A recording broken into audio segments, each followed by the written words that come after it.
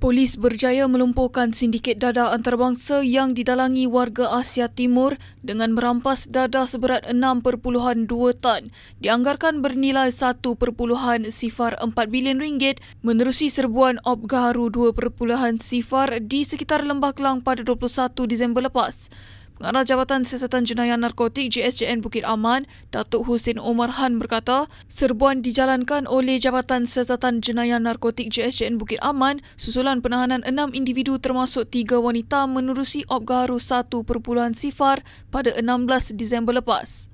Jumlah keseluruhan rampasan dadah ini adalah iaitu cecair disyaki dadah jenis MDMA anggaran berat 6,191 kg,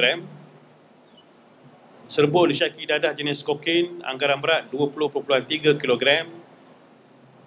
serbuk putih disyaki dadah jenis ketamin anggaran berat 1.3 kg dan berbagai peralatan memproses dadah. Nilai pasaran dadah ini dianggarkan berjumlah ringgit Malaysia 1.04 bilion. Jumlah dadah yang dirampas ini mampu merosakkan seramai 20.7 juta orang yang menggunakannya. Beliau berkata demikian pada sidang media di Balai Polis Semenyih di Kajang pada 26 Disember.